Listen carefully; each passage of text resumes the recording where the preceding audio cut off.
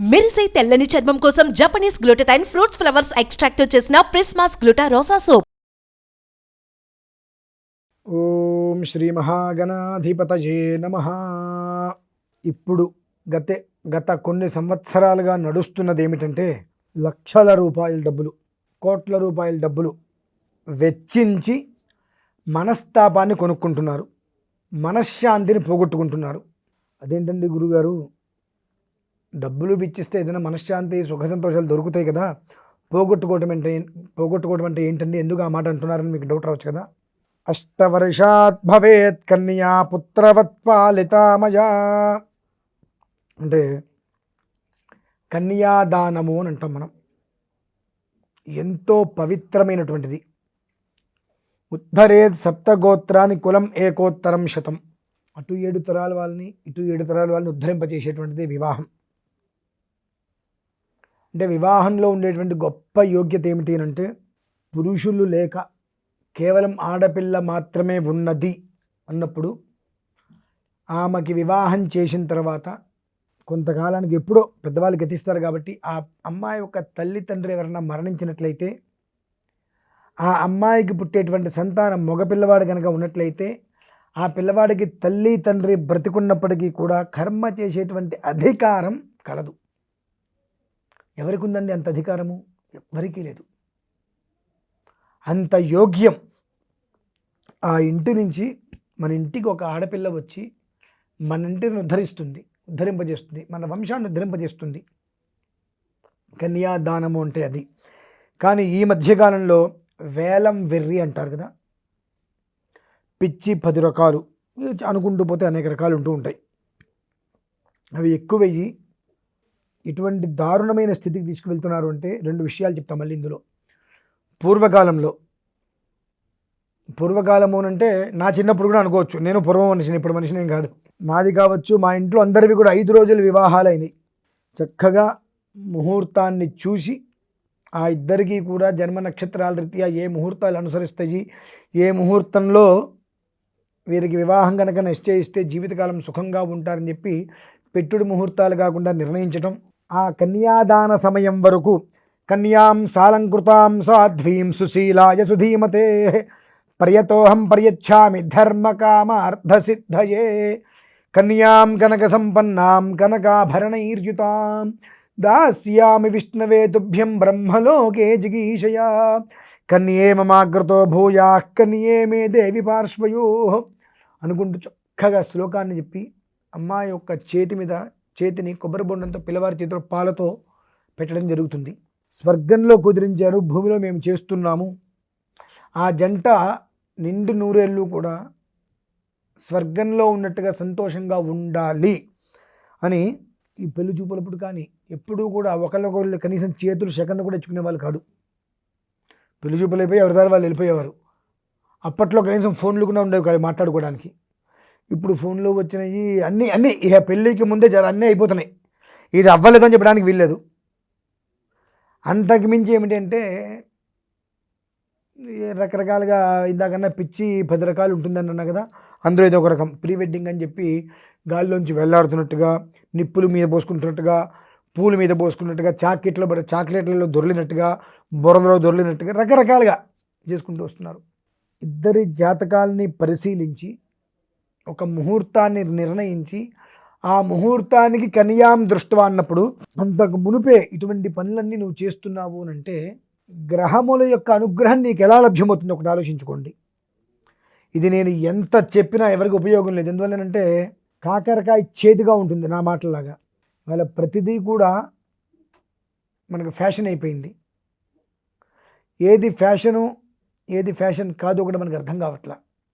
2, వివాహం చేసేటప్పుడు కొన్ని తప్పులు మాత్రం చేయకండి. ముందు ప్రీ వెడ్డింగ్ అని చెప్పి ఒకళ్ళ మీద ఒకటి పొరలకండి ఫస్ట్ ఆఫ్ ఆల్. రెండవ విధానం ఏంటంటే, వివాహం అయిన తర్వాత అందరికీ కూడా భోజనాలు పెడుతూ ఉంటారు. అక్కడ పిండాకుడు పెట్టకండి, ముష్టి వేయకండి ఎవరికి. అక్కడ భోజనం పెట్టండి. అన్న సంతర్పణ అంటారు కదా, ఎంతమంది చేతులు కడిగితే అంత శుభం ఆ ఇంటికి అంటారు కదా. అక్కడ పిండాకుడు అని ఎందుకంటున్నానంటే, చక్కగా కింద కూర్చోబెట్టి విస్తరి వేసి నీళ్లు చల్లి నెయ్యి అభికరించి ఆ తర్వాత పప్పు అవన్నీ వేసుకుంటూ వచ్చి చివరిలో అన్నం పెడతారు. మామూలుగా శుభకార్యాలకి. అశుభం అంటే మనిషి చనిపోయినప్పుడు ఇంట్లో పెద్దలకి కార్యక్రమాలు చేసినప్పుడు అన్నం తినేటప్పుడు దాన్ని పిండాకుడు అంటారు. అంటే ముందు ఆ విస్తట్లో కంచంలో అన్నం పెట్టిన తర్వాత మిగిలినవన్నీ వేస్తారు. ఇవాళ రోజులు పెళ్ళిళ్ళలో అదే జరుగుతుంది. ఇంకోటి ముష్టి అంటే ఏంటంటే ప్లేట్ పట్టుకొని అడుక్కోవడానికి వెళ్తాం.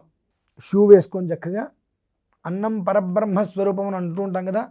ఆ పరబ్రహ్మ స్వరూపమైనటువంటి అన్నపూర్ణాదేవికి మనం ఇచ్చేటువంటి మర్యాద గౌరవం ఏంటి అంటే షూ వేసుకొని పళ్ళెం పెట్టుకొని చుట్టూతో తిరుక్కుంటూ అడుక్కుంటూ వాళ్ళు పెట్టింది ముష్టేషన్ తింటాం. అంతకన్నా వేసేవాడు కూడా పరమ పావనమైనటువంటి చేతులు, అంతకుమించి పవిత్రమైనటువంటి కాళ్ళకి బూట్లు వేసుకొని వడ్డిస్తూ ఉంటాడు. ఇలా ప్లేట్లు పట్టుకొని బొచ్చెలు పట్టుకొని అడుక్కొని వెళ్తుంటారు. ఇటువంటివి సనాతన వైదిక ధర్మాన్ని సర్వనాశనం చేయటమే కాకుండా అలాంటి భోజనాల వలన అక్కడ పిండా కూడా అవుతుంది. భోజనం అవట్ల అందరికీ కూడా అన్న సంతర్పణ మనం చేయట్లా, పెళ్లి చేసాం కాబట్టి చక్కటి పంక్తి భోజనాలు పెట్టట్లా. కింద కూర్చోలేకపోయిన టేబుల్స్ మీద విస్తరాకు వేసి ఆ దిక్కుమాలిన పేపర్ వేస్తారు. పేపర్లు వేసి పేపర్ మీద విస్తరాకులు పెట్టేస్తారు. అంత మంగళం అయిపోతుంది. విస్తరాకులు వేసి చక్కగా ఆ విస్తరాకుల మీద అన్ని రకాల భోజనాలు మనం వడ్డించట్లా. ఒకవేళ వడ్డించే పరిస్థితి ఎక్కడైనా పొరపాటున వస్తే వడ్డిస్తున్నాం కానీ వీళ్ళు తినేస్తూ ఉంటారు. ఇంకా దేనికండి? ఇటువంటివన్నీ పనికిమాలిన పనులు చేసి దానికి పెళ్ళి అనేటువంటి పేరు, వివాహం అనేటువంటి మహోత్సవం పేరు, ఇవన్నిట్ల వలన కూడా వైవాహిక బంధము అనేటువంటిది విచ్ఛిన్నమవుతుందే తప్ప కలిసి కలకాలము కాపురం చేయడానికి ఇవి ఏమాత్రము కూడా యోగ్యమైనటువంటిది కాదు. కనుక అసందర్భోచితమైనటువంటివి, అనవసరమైనటువంటి వాటిని కంప్లీట్గా వదిలేసి వేద ధర్మం మనకేం చెప్పింది. మా ఇళ్ళలో జరుగుతాయి. వేది అని కట్టేస్తాం. ఆ మండపం లోపలికి ఎవరిని రానియం. 5 రోజులు వివాహం జరుగుతుంది. ఇప్పుడేముందండి, పొద్దున వివాహానికి వస్తే మధ్యాహ్నానికి పడతారు, వాళ్ళు వెళ్ళిపోతున్నారు భోజనాలు చేసుకొని. కానీ నా వివాహం కూడా 5 రోజులైంది. రేపు నా కొడుకు వివాహం 5 రోజులే చేస్తా ఖచ్చితంగా, ఎక్కడైనా సరే 5 రోజులు వివాహం చేసుకోవాలి. ఆ 5 రోజులే వివాహానికి మనకు ఓర్పు లేదు. అంతకుమించి ఇంకొక విషయం చెప్పి నేను ముగించేస్తా. దండే రాత్రిత్రయం వసహ. దండే రాత్రిత్రయం అనగానే తెలుగులో చెప్పాలంటే 3 రాత్రులు, ఇంగ్లీష్లో చెప్పాలంటే first night, second night, third night. సిగ్గు ఎగ్గు లేని బ్రతుకులకి first night, second night, third night అనగానే దంపతులు ఇద్దరు కూడా కలుసుకోవటమే. ఆ 3 రోజులు కూడా ఇష్టం వచ్చేట్టుగా ఎలా కావాలంటే అలా సమయం వేలాపాలు లేకుండా వాళ్ళిద్దరు కలుసుకొని ఉండటమే అని చెప్పి మనం పెట్టిన నీచాతి నీచమైన వ్యవస్థ అది. మన అవసరం కోసం పెట్టింది. దండే రాత్రిత్రయం వసహ అంటే ఏమిటి అంటే మనకు ఇవి అరుంధతి నక్షత్రాన్ని చూపిస్తారు.